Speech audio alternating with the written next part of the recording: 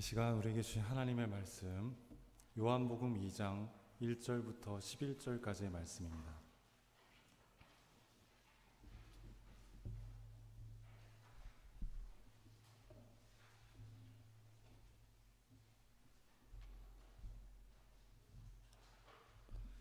신약성경 제 143면에 있습니다.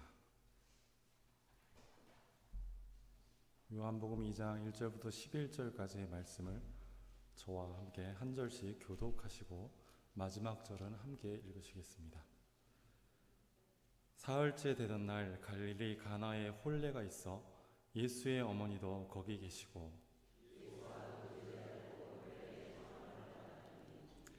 포도주가 떨어진지라 예수의 어머니가 예수에게 이르되 저들에게 포도주가 없다 하니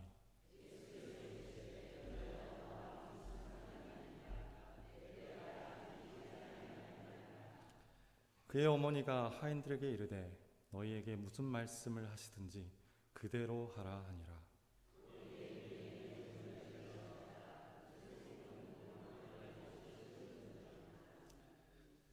예수께서 그들에게 이르시되 항아리에 물을 채우라 하신즉 아귀까지 채우니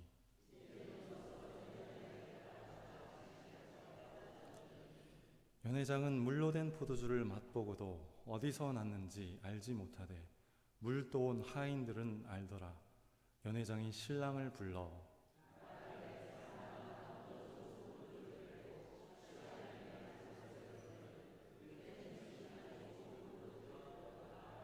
함께 읽으시겠습니다.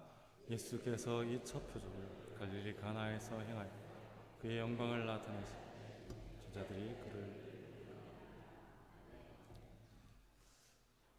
그리스도인들은 특별한 일을 만나면 특별한 일이란 좋은 일이 될 수 있고 어려우고 또 슬픈 일이 될 수 있습니다. 그러한 특별한 일 혹은 이벤트를 만날 때 하나님께로 나아가게 됩니다.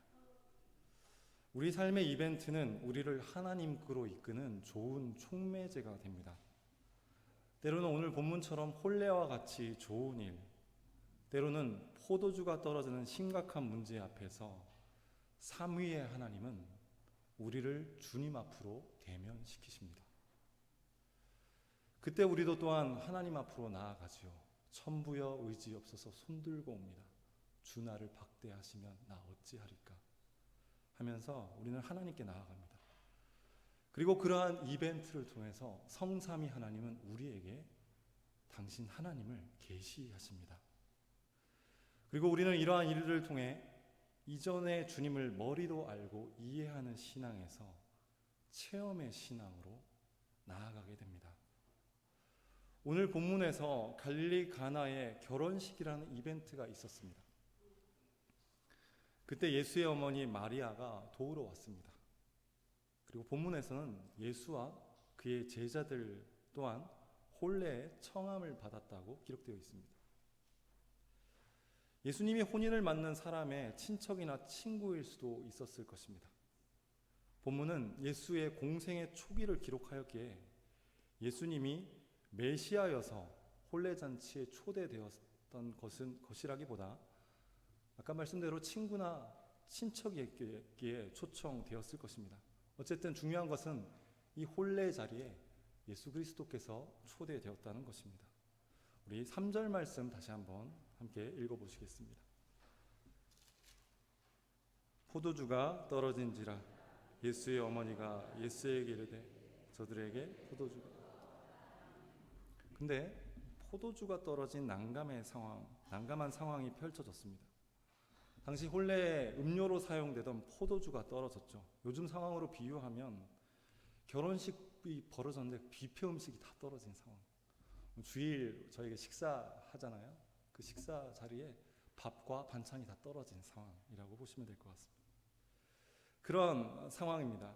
중요한 것이 소진된 상태, 본질적인 것이 결핍된 것입니다. 그래서 잔치의 흥이 깨지고 사람들의 얼굴은 울상이 되고 모든 것이 뒤죽박죽 엉켜지며 수습 불가능한 상황이 펼쳐지고 있습니다. 그리고 이때 무엇인가 대책이 필요합니다. 긴급한 상황을 진압해야 하는 처지입니다. 여러분, 우리도 살아가며 삶의 포도주가 떨어질 때가 있습니다. 개인, 가정, 또 직장, 공동체, 가장 중요한 무엇인가가 없고 결핍되는 일, 그러한 이벤트를 겪게 됩니다. 그런데 반드시 우리가 기억할 것은 이 시기에는 하나님께서 우리에게 무엇을 말씀하시는지, 어떤 것을 우리 삶에서 변화시키길 원하시는지를 감지해야 합니다. 그리고 또한 감사해야 합니다. 왜냐하면 우리 삶의 포도주가 떨어지는 그 자리를 통해서 우리의 마음밭이 가난한 마음, 애통한 마음, 의에 줄이고 목마른 심령으로 바뀌게 되면서 하나님께 절박하게 요청하며 나아가게 된다라는 것입니다. 그래서 그 자리는 더욱더 우리가 주님 앞에 나아가기 때문에 축복의 자리가 됩니다. 또한 우리가 기억해야 할 것은 예수님을 초청한 그 자리에도 포도주가 떨어질 수 있다는 것입니다. 여러분, 사복음서에 나타난 바와 같이 예수님께서 함께한 그 배에도 풍랑이 일었습니다. 그러한 위기가 제자들 가운데 닥쳤습니다. 우리도 마찬가지로 예수님을 믿고 난 이후에 우리 삶의 모든 것이 평탄해지고 문제가 없는 것이 아니라 오히려 그 한복판에 결핍의 문제를 겪을 수 있다는 것입니다. 한복판에서 가장 중요한 것이 떨어지고 삶에 예수님과 함께 나아간 그 자리 가운데 오히려 풍랑이 불어 닥칠 수 있다는 것에 대해서 여러분의 마음을 여셔야 할 것입니다. 다시 한번 3절의 말씀을 읽어보시겠습니다. 포도주가 떨어진지라 예수의 어머니가 예수에게 이르되 저들에게 포도주가 없다. 위급한 상황에서 마리아는 아들 예수에게 긴급한 요청을 합니다. 긴급한 필요를 해결해 달라는 인간적인 요청입니다. 일부 성경학자들은요, 본문에 요셉이 등장하지 않기 때문에 이 당시에 요셉이 이미 죽어서 아들 예수가 가장 노릇을 했기 때문에 어머니 마리아가 예수에게 요청했다라고 해석하는 학자들이 있습니다. 또 다른 한편으로는 잉태할 때 그때부터 성령께서 하나님의 아들이라고 알려주셨기 때문에 하나님의 아들의 정체성을 둔 자신의 아들 예수에게 이 문제 좀 해결해 달라고 요청했을 수 있습니다. 우리 함께 4절 말씀 함께 읽으시겠습니다. 예수께서 이르시되 여자여 나와 무슨 상관이 내 때가 아직 이르지 아니하니. 이 어머니 마리아의 요청에 대한 예수님의 대답입니다. 즉 마리아가 요구한 인간적인 요청보다 하나님의 때가 더 중요하다는 것입니다. 선을 긋습니다. 하나님의 아들이신 예수님은 인간의 사사롭고 긴급한 요청을 들어주기 위해 이 땅에 온 것이기도 하지만 그보다 더 중요한 것은 하나님의 때에 하나님의 뜻을 정확히 이루기 위해 이 땅에 오셨습니다. 4절 말씀에 이렇게 나와 있습니다. 여자여. 많이 들어보셨겠지만 이 여자여라는 표현은 하대하는 칭함이 아니라 오히려 마리아를 높이는 호칭입니다. 여자여, 나와 당신이 무슨 상관이 있나이까? 다시 쉬운 말로 풀이하면 나와 당신에게 지금 포도주가 떨어진 일은 아무 관계가 없습니다 라고 선을 긋습니다. 상관이 없습니다. 제가 관여할 바가 아닙니다 라고 선을 긋고 얘기하고 있습니다. 그래서 이 본문을 보면 이 4절을 읽으면 우리가 보기에 예수님이 어머니 마리아의 인간적인 요구를 무참하게 거절하는 것이 매몰차게 보일 수 있지만 그는 하나님의 아들의 정체성으로 겸손히 하나님의 때를 기다리고 있습니다. 이처럼 우리의 인간적인 응답을 구할 때 하나님의 때와 우리의 응답의 때는 어긋날 수가 있습니다. 그때는 바로 하나님의 때를 기다리는 인내와 지혜가 필요합니다. 만일 그때에 우리가 억지로 인간적인 요청과 뜻을 이루기 위해 애쓴다면 그 삶은 영적인 삶이 아니라 육신적인 삶입니다. 하나님의 때와 방법을 무시하고 자가 추진 방식은 이스마엘을 양산할 뿐입니다. 이 말씀을 통해 여러분의 삶의 상황이 아무리 급하더라도 우리의 인간적인 필요와 욕구를 채우려고 무리하게 노력하지 않으셨으면 좋겠습니다. 때론 여러분, 응답이 거절의 방식으로 올 때가 있습니다. 보통 응답은 4가지 방식으로 옵니다. 첫 번째, yes. 바로 우리가 구하면 yes라고 바로 응답해 주실 때가 있습니다. 또 2번째는요, no라고 거절하십니다. 3번째는 it's none of your business. 네가 상관할 바가 아니다. 이것은 신적인 일이니 네가 가타부타 할 일이 아니라 라고 말씀하십니다. 그것이 바로 3번째 응답인 것입니다. 4번째, wait. 기다리라고 말씀하십니다. 예수님은 이렇게 말씀하십니다. 아직 내 때가 이르지 않았다. 즉 하나님께서 정하신 때가 차지 않았다라는 것입니다. 하나님의 아들이신 예수께서도 아버지 하나님의 그 때를 기다렸습니다. 아버지의 시간에 자신의 시간을 맞췄습니다. 5절 말씀 함께 읽으시겠습니다. 그의 어머니가 하인들에게 너희에게 무슨 말씀을 하시나? 그러한 예수의 응답을 듣고 수용한 마리아는 곧 때가 찰 때 하인들에게 예수께서 너희에게 무엇을 명하든지 그대로 하라라는 적극적 응답을 권면합니다. 여기서 여러분, 하인들이란 헬라어 원어는 둘루스라는 종이라는 단어가 아니라, 즉 상전이 시키는 대로 행해야 하는 예속의 관계의 노예가 아니라 디아코노이스, 협조자, 봉사자, 동역자, 협력자라는 뜻입니다. 즉 여기에 온 하인들은 혼인잔치에 자발적으로 와서 일을 돕는 자를 말합니다. 따라서 이들의 마음먹기에 따라 그 일을 할 수도 있었고 하지 않을 수도 있었습니다. 자유가 있었습니다. 거절할 수 있는 자유가 그들에게 있었습니다.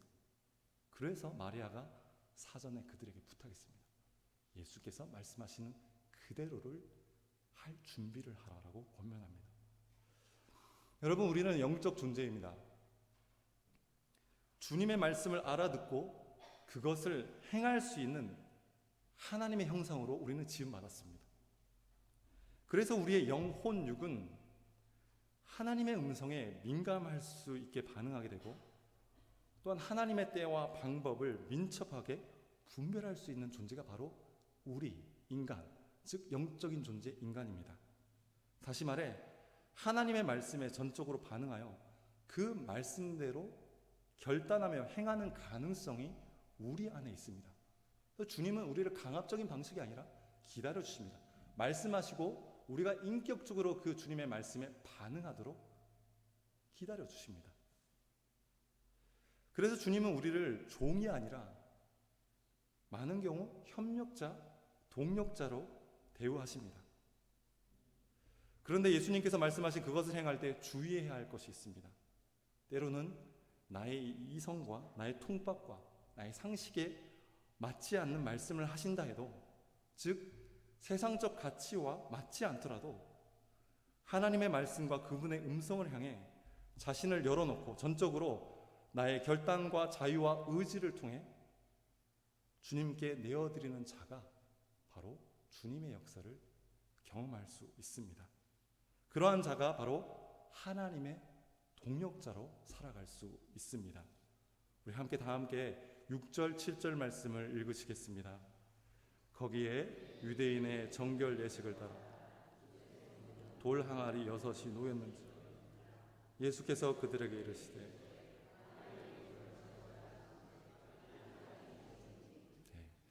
제가 6절을 묵상하면서 이러한 위기 상황 가운데서 상식적으로 접근했다면 인근 포도주 가게에서 빨리 포도주를 급히 사와야 했을 것입니다. 채워야 했을 것입니다.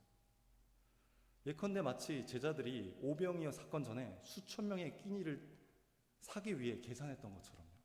그 빵을 얼마나 준비해야 될지 예수님께 요청했던 것처럼. 그런데 엉뚱하게도 또 포도주 통도 아니고 정결 내시기에 쓰는 2-3통 드는 돌 항아리 6에 물을 채우라고 말씀하십니다. 그럼에도 불구하고 본문에 나타난 하인들은 협력자, 동력자들은 이것이 바로 그들이 행해야 할 예수의 말씀임을 분별하였고 그대로 하였습니다. 그리고 여러분, 이 행함의 과정 가운데 큰 수고가 있었을 것입니다.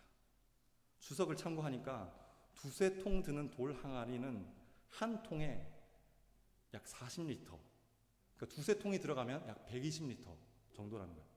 여러분, 마트에서 보는 2리터 그 물병이 약 50개에서 60개 정도가 그 돌 항아리 하나에 들어갔다는 거예요. 그 돌 항아리가 6개, 그러니까 즉 300개의 2리터 병이 필요하다라고 볼 수 있죠. 그것을 채우려면 어떻게 했을까요? 우리가 마트 가서 딱 사서 그냥 채우면 됐지만 이 당시에는 이것을 채우기 위해 저기 먼 물이 솟아나는 우물과 샘으로 먼 거리를 가야 했을 것입니다. 지게를 지고 땀을 흘리면서 그 돌 항아리 6을 채워야 했을 것입니다. 본문에 보면 아기까지 가득 채워졌다가 나와 있을 정도로 그들은 6 돌 항아리를 가득 채웠습니다. 한 통 채우고 두 통 채우고 6통까지 결국 모두 채웠고요. 그 가운데 이 일을 하면서 반복적인 수고와 땀과 인내와 또한 믿음, 왜 갑자기 2-3통 드는 돌 항아리, 정결 예식에 쓰는 돌 항아리에 물을 채우라고 할까라는 의심과 불편함이 있었을지라도 인내로서 또 믿음으로써 그 일을 행했을 것입니다. 이 구절을 품고 기도하면서 이런 생각을 했습니다. 우리 삶의 포도주가 떨어진 위급한 상황에 처할 때도 마찬가지일 것이다. 즉 우리 삶의 생수의 근원, 우리의 목마르지 않는 그 샘물, 우물가 대신 예수님께 나아가서 우리 삶의 여러 영역의 항아리를 채우는 믿음과 수고와 인내가 필요하겠다 생각했습니다. 그리고 우리가 예수님께 나아와 우리의 기도의 분량의 항아리를 채우고 수고와 땀의 항아리를 채우고 믿음의 항아리를 채우고 인내의 돌 항아리를 채워가는 만큼 그만큼 물이 포도주로 변하게 될 것이다 라는 것을 묵상하게 되었습니다. 여러분, 만일 한 통만 채웠다면 한 통에만 물이 포도주로 변했을 것입니다. 즉 여러분 삶에 있는 지분을 주님께 내어드리는 만큼 이 땅에 하나님의 나라가 충만히 임하게 될 것입니다. 이 여름 포도주가 떨어진 여러분의 삶의 자리에서 성도 여러분이 믿음으로 채워야 할 각자의 돌 항아리는 어느 영역입니까? 한번 생각해 보시기 바랍니다. 가정과 가문, 직장과 교회의 사역, 7, 8월에 여름 사역을 준비하고 있는 그 자리 가운데 돌 항아리를 주님 앞에 어떠한 방법으로 채우길 원하는지 한번 주님께 여쭤보시길 바랍니다. 또한 내 삶의 돌 항아리 6을 채우기 위해 나의 시간과 나의 물질을, 나의 수고를 드릴 준비를 나는 하고 있는가? 한번 이 말씀을 통해서 반추해 보셨으면 좋겠습니다. 혹시나 이런 위기 상황 가운데도 주님의 말씀을 들을 여유가 없지는 않은지, 또한 그 통을 채우려는 믿음이 없지는 않은지, 아니면 6 항아리 중에도 한 통만 혹은 2통만 채우고 있지는 않은지, 혹은 생수의 근원인 우물가로 나아가기를 귀찮아하고 포기해서 주저앉아 있지는 않은지, 이 여름 그러한 자리에서 이제 일어나서 돌 항아리 6을 모두 다 채워가시는 은혜가 우리 성도 여러분에게 있었으면 좋겠습니다.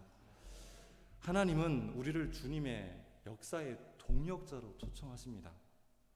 저는 하나님이 우리를 쓰신다라는 표현을 좀 싫어합니다. 왜냐하면 우리는 주님의 도구나 물건이 아니기 때문에 그렇습니다. 사랑하는 하나님, 예수님, 성령님은 늘 우리를 인격자로 대우하십니다. 하나님은 우리를 주님의 자녀요, 동역자요, 신부요, 군사로 부르셨습니다. 우리와 모든 것들을 나누길 바라시고 대화하시고 함께 하길 기뻐하시고 함께 일하기를 즐거워하시는 주님이십니다. 그러나 만일 우리가 예수님을 우리 삶의 자리에 초청만 하고 침묵으로 일관한다면, 예수님과 함께 협력하고 대화하고 일하지 않는다면 우리 삶에는 그 어떠한 하나님의 역사도 일어나지 않을 것입니다. 성도 여러분, 주님은 무에서 유를 창조하시지만 이 땅 가운데서 우리 인간의 협력과 동력을 통해 하나님의 역사를 일으켜 나가길 원하십니다. 예수님은 떨어진 포도주의 문제를 100% 신적인 방식으로 해결하지 않으셨습니다. 즉 하인들이 돌 항아리 6에 물을 채우는 순종과 땀의 수고를 통해 주님께서 이적을 일으키셨습니다. 오병이어 사건도 마찬가지입니다. 수천 명에게 떡과 고기를 갑자기 하늘로부터 쫙 내려서서 먹이신 게 아니라 제자들이 가지고 있는 보리떡과 물고기 2마리를 사용하셨습니다. 이처럼 우리가 가진 것, 우리 일상의 것을 가지고 주님의 역사를 나타내셔서 우리가 기쁨과 즐거움으로 그 일에 참여하게 하시고 주님을 직접 체험하도록 성령 하나님께서 우리를 이끄십니다. 우리 함께 8절과 9절 말씀 읽으시겠습니다. 이제는 떠서 연회장에게 갖다 주라 하시고 갖다 주었다. 연회장은 물로 된 포도주를 맛보고 알지 못하고 물동은 하인.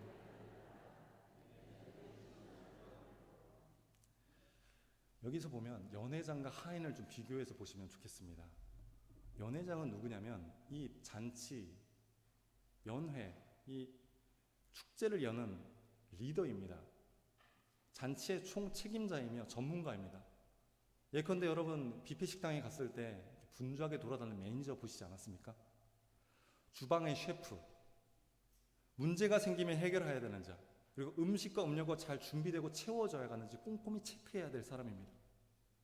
연회 각 부문을 담당하는 사람들을 관리하고 문제가 생기고 어려움이 생기면 해결해야 할 리더가 바로 연회장입니다. 그는 사실 연회가 이루어지는 모든 문제를 알고 챙겨야 할 책임자이고 주관자이지만 오늘 본문에서 그가 물이 포도주로 변한 기적이 일어나고 있는 줄을 잘 몰랐다라고 표현하고 있습니다. 성도 여러분, 이것을 무엇을 말해주고 있습니까?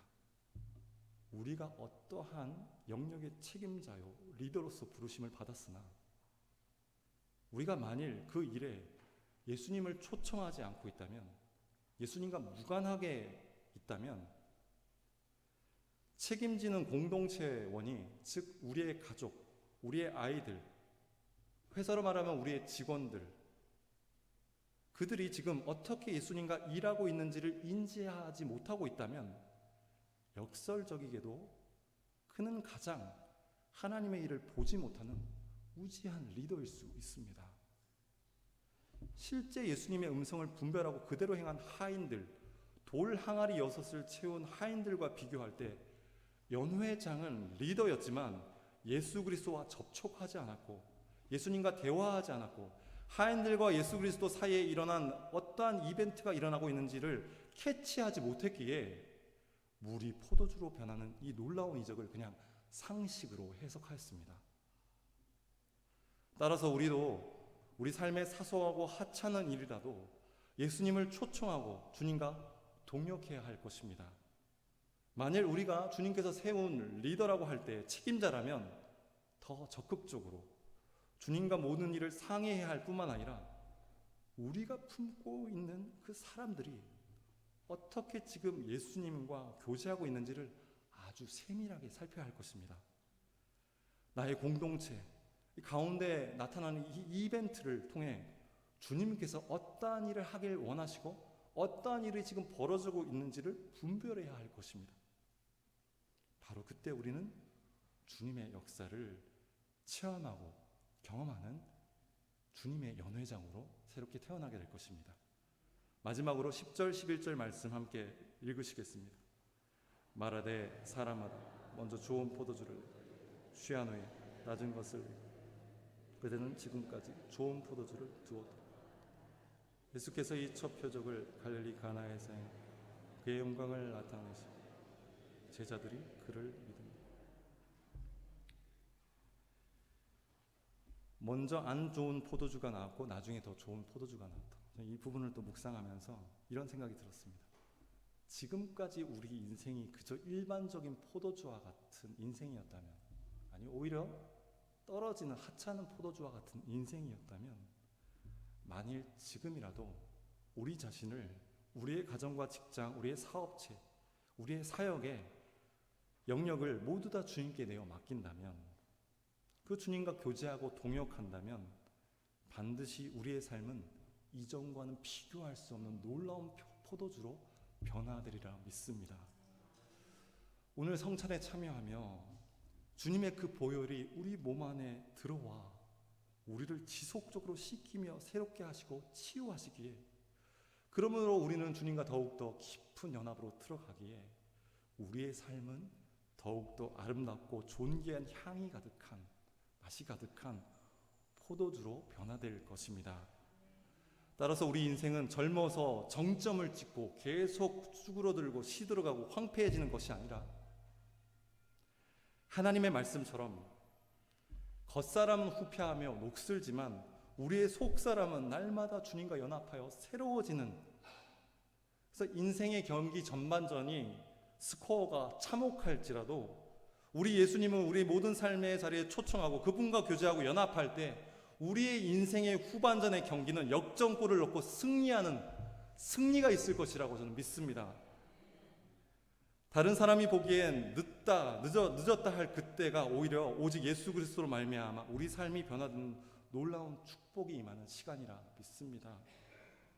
이 여름 포도주가 떨어지는 상황을 만났다고 할지라도 오늘 말씀이 여러분 가운데 레마의 말씀이 되어서 여러분 삶에 있는 돌 항아리 6에 물을 채움으로써 주님을 믿게 되고 경험케 되는 축복이, 그래서 나의 모든 일상이 주님의 것으로 변화되는 은혜가 있기를 주님의 이름으로 축원드립니다. 기도하시겠습니다. 사랑하는 주님, 우리 삶의 포도주가 떨어진 자리에서 더욱 갈급함으로 주님을 초청하고 주님과 교제하며 주님과 함께 일하길 원합니다. 특별히 이 여름 슬픈 일로, 또한 부담을 갖고 있는 중요한 일로 주님께 나아온 성도님들에게 이 말씀으로 친히 임하여 주옵소서. 주님, 특별히 7, 8월에 교회학교 각 부서들이 수련회와 아울리치를 준비하고 있습니다. 주님은 저희를 동역자로 초청하셨습니다. 오늘의 이 말씀처럼 우리 삶에 허락된 중요한 여러 사건들 가운데 그 사건들을, 그 일들을 주님과의 혼인잔치로 여기고 모든 시간과 장소에 예수님을 초청하게 하옵소서. 또한 우리에게 허락된 돌 항아리 6을 믿음으로 채우게 하여 주옵소서. 주님의 사역에 우리를 초청하시는 그 은혜를 따라 우리 공동체 믿음의 분량에 기도와 말씀으로, 땀과 인내와 수고의 간절함으로 물을 붓게 하여 주옵소서. 그리하여 우리의 믿음으로 항아리를 채우는 만큼 물이 포도주로 변하는 역사 있게 하여 주옵소서. 우리 자녀들 안에 다음 세대 가운데 예수님께서 살아계신다는 이 놀라운 사실을 믿어지고 경험되는 체험의 역사 있게 하시고, 특별히 연로하신 우리 성도님들 축복하며 기도하오니 인생이 늦었다 할 그때에 주님과 더욱 깊이 교제함을 통해 이전과 전혀 비할 수 없을 정도의 놀라운 포도주를 모든 삶과 존재 가운데 경험케 하여 주시옵소서. 감사를 드리며 이 모든 말씀 우리 주 예수 그리스도의 이름으로 기도드립니다. 아멘. 찬송